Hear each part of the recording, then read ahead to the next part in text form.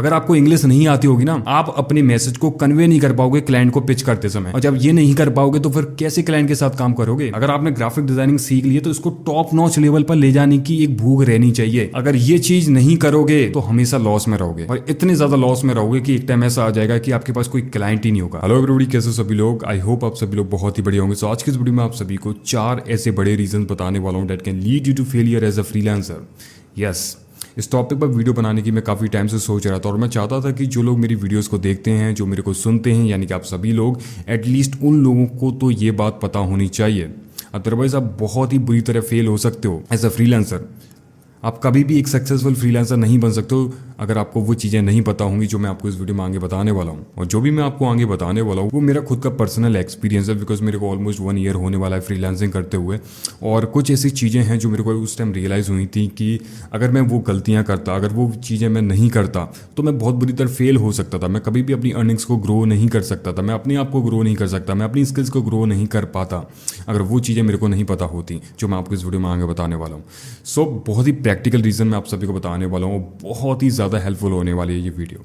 तो ये वीडियो सिर्फ और सिर्फ सीरियस फ्रीलांसर्स के लिए। अगर बहुत ज़्यादा सीरियस हो आप अपनी फ्रीलांसिंग करियर के लिए तो इस वीडियो को एंड तक ज़रूर देख सकते हो, ठीक है। तो चलो वीडियो को करते हैं स्टार्ट। वेल, मेरा नाम है सचिन राजावत एंड हम इस चैनल पर करते हैं बिल्कुल रॉ, रियल एंड प्रैक्टिकल बातें। कोई दतुर की बात नहीं, कोई फालतू बकवास नहीं, सीधी टू द पॉइंट बातें करते हैं, ठीक है। तो चलो बढ़ते हैं इस वीडियो में आगे। ओके, सो फर्स्ट रीजन है नेग्लेक्टिंग कंसिस्टेंट आउटरीच। देखो, जितना जल्दी हो सके इस बात को समझ लो कि फ्रीलांसिंग एक ऐसा फील्ड है जहाँ आज आपकी अर्निंग $1000, $3000, $5000 से भी ऊपर हो सकती है। आज आपके पास मल्टीपल क्लाइंट्स हो सकते हैं, आज आपके पास अच्छे अच्छे क्लाइंट हो सकते हैं, बट सडनली अगला महीना ऐसा भी हो सकता है कि आपके पास कोई क्लाइंट ही ना हो, आपके पास बचे कुछ सिर्फ 1-2 क्लाइंट्स ही हों, आपकी अर्निंग इतनी ज़्यादा कम हो गई हो कि आप $500 भी अर्न नहीं कर पा रहे हो।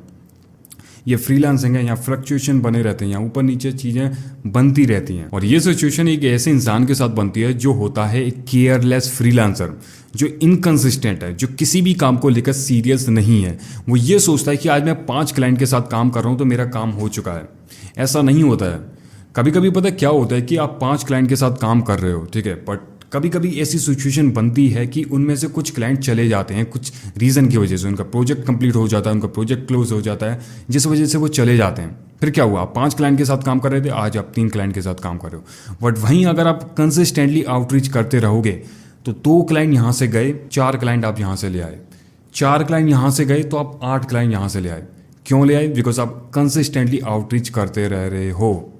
अगर ये चीज़ नहीं करोगे तो हमेशा लॉस में रहोगे, और इतने ज़्यादा लॉस में रहोगे कि एक टाइम ऐसा आ जाएगा कि आपके पास कोई क्लाइंट ही नहीं होगा।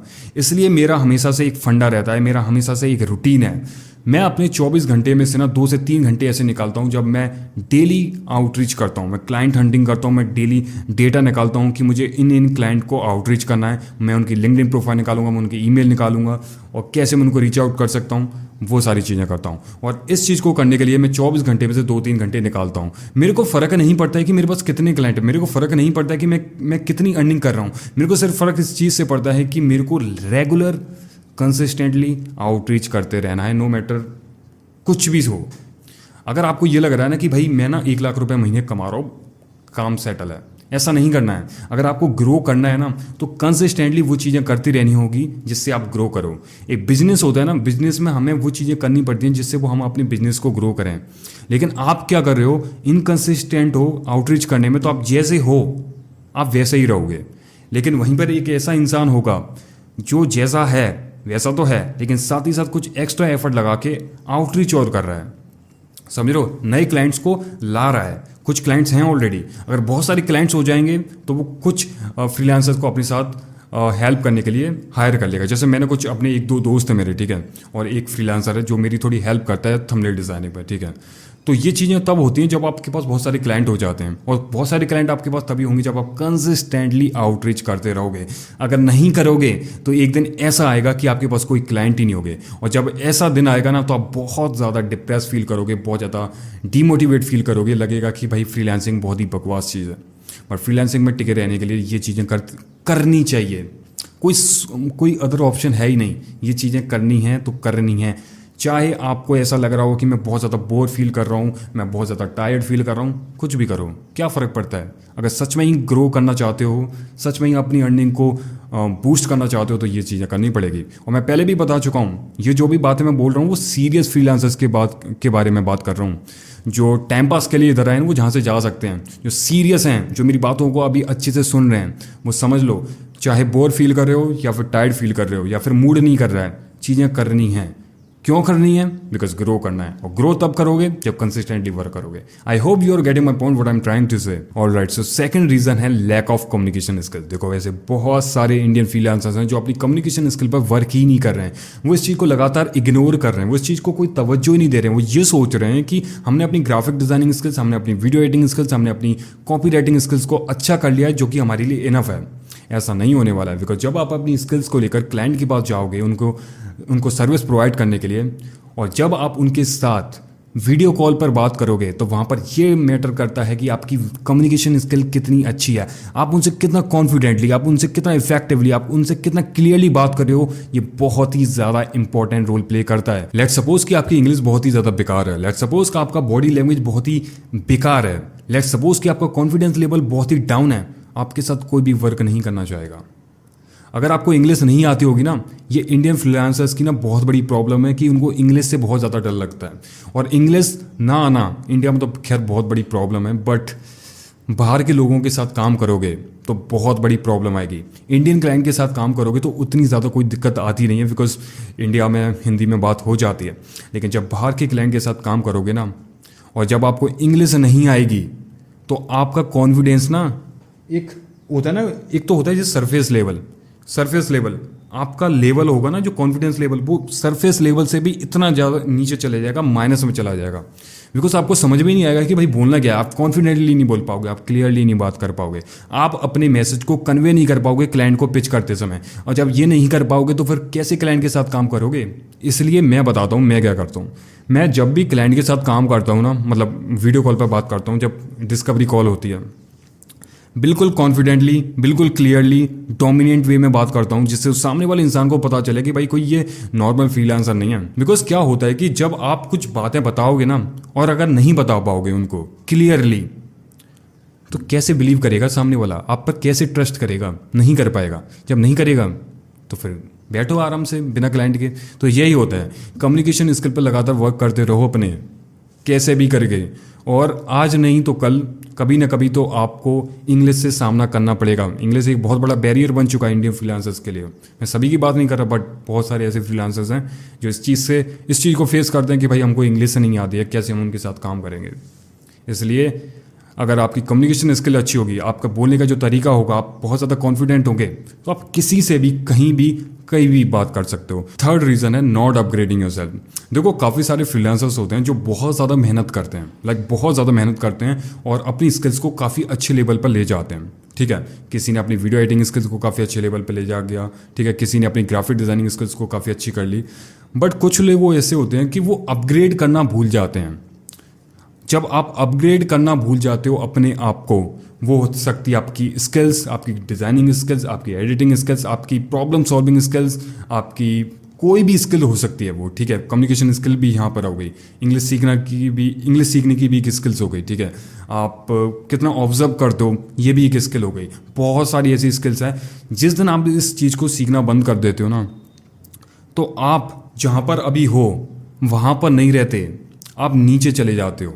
बिकॉज क्या होता है कि आप तो यहाँ पर हो, लेकिन आपके पीछे जो फ्रीलांसर्स आ रहे हैं, कुछ ऐसे फ्रीलांसर्स हैं जो बहुत ज़्यादा मेहनत कर रहे हैं, वो अपने आप को लगातार कंसिस्टेंटली अपग्रेड कर रहे हैं, वो आपको कुचल के चले जाते हैं। तो आप ये सोच रहे हो ना कि भाई मैंने ये स्किल सीख ली है तो मेरे लिए काफ़ी है। ये माइंडसेट नहीं रखना है। हमेशा खुद को अपग्रेड करते रहना है, हमेशा अपने आप को बेटर बनाना है, हमेशा अपना बेटर वर्जन निकालना है। अगर आपने ग्राफिक डिज़ाइनिंग सीख ली है तो इसको टॉप नॉच लेवल पर ले जाने की एक भूख रहनी चाहिए। अगर आपने ग्राफिक डिज़ाइनिंग सीख ली है तो वीडियो एडिटिंग स्किल भी सीख लो। कम्युनिकेशन स्किल में बहुत सारी चीज़ें होती हैं, वो सीखो। कभी भी शांति से बैठना नहीं है, कभी भी अपने आप से सेटिस्फाइड नहीं होना, बिकॉज बहुत सारी ऐसी चीज़ें हैं जो आपको बेटर बना सकती हैं। और अपने आप को अपग्रेड ना करने वाले फ्रीलांसर्स हमेशा एक लिमिट जोन में रहते हैं, एक लिमिटेड जोन में रहते हैं। वो अच्छा तो कर लेंगे शुरुआत में, काफ़ी अच्छी अर्निंग कर लेंगे, लेकिन कभी ग्रो नहीं कर पाएंगे। बिकॉज अगर आपको जब ग्रो करना है तो आपको अपना बेटर वर्जन निकालना पड़ेगा, आपको लगातार अपग्रेड करता रहना पड़ेगा। नहीं करोगे तो कुचले जाओगे। जैसे मैं आपको अपना बताता हूँ, मैंने स्टार्ट किया था थंबनेल डिज़ाइनिंग से, ठीक है। थंबनेल डिज़ाइनिंग मैंने काफ़ी अच्छी कर ली, ठीक है, काफ़ी अच्छी कर ली। उसमें भी मैं अभी भी एक इंप्रूवमेंट लाता रहता हूँ। मैं कभी भी अपने वर्क से कभी सेटिस्फाइड नहीं होता। अगर जिस दिन मैं सेटिस्फाइड हो गया उस दिन समझ लो एक सीखने की जो भूख होती है ना वो खत्म हो जाएगी। साथ ही साथ मैंने वीडियो एडिटिंग स्किल पर भी वर्क करना स्टार्ट किया। मैंने साथ ही साथ कम्युनिकेशन स्किल पर भी वर्क करना स्टार्ट किया। कभी भी अपने आप को कंफर्ट जोन में रखा ही नहीं है। और जो फ्रीलांसर अपने आप को कंफर्ट जोन में रखेगा वो हमेशा लिमिटेड एक लिमिट जोन में रहेगा, वो कभी भी ग्रो नहीं करेगा। खुद को अपग्रेड करने वाली भूख होगी ना, वो फ्रीलांसर हमेशा सक्सेसफुल होता है। और ये चीज़ ना मैंने हर एक सक्सेसफुल फ्रीलांसर में ये चीज़ मैंने देखी है। और as a fourth and last reason है working without any proper strategy. देखो एक जो फ्रीलांसर होता है ना वो कोई आम बंदा नहीं होता है, वो एक ऑलराउंडर होता है। उसको क्लाइंट को आउटरीच करना होता है, क्लाइंट कैसे लाने हैं वो डिसाइड करना होता है, क्लाइंट के साथ कैसे बातचीत करनी है वो भी डिसाइड करना होता है, अपनी स्किल पर लगातार काम करते रहना पड़ता है, मल्टीपल क्लाइंट्स को हैंडल करना होता है। तो बहुत सारी चीज़ें करने के लिए होती हैं जो कि बिना स्ट्रैटेजी के, बिना एक प्रॉपर स्ट्रैटेजी के तो पॉसिबल नहीं है। अगर कोई इंसान बिना स्ट्रैटेजी के चल रहा है ना वो कभी भी ग्रो नहीं कर सकता है। और आप किसी भी चीज़ को उठा के देख लो, कोई भी बिजनेस ले लो फिर, या कुछ भी ले लो, कोई भी चीज़ बिना एक प्रॉपर स्ट्रैटेजी के ग्रो कर ही नहीं सकती है। अगर आप बिना स्ट्रैटेजी के चल रहे हो ना तो आपको समझ भी नहीं आएगा कि आप जा कहाँ रहे हो। जब आपके पास एक स्ट्रैटेजी होती है ना तो आपको पता है कि मैं कहाँ जा रहा हूँ। जब आपके पास कोई स्ट्रैटेजी नहीं होती ना तो आप डायरेक्शन लेस होते हो, आपको पता ही नहीं कि आप जा कहाँ रहे हो। इसलिए मैं हमेशा अपनी हर काम के लिए स्ट्रैटेजी बना के चलता हूँ।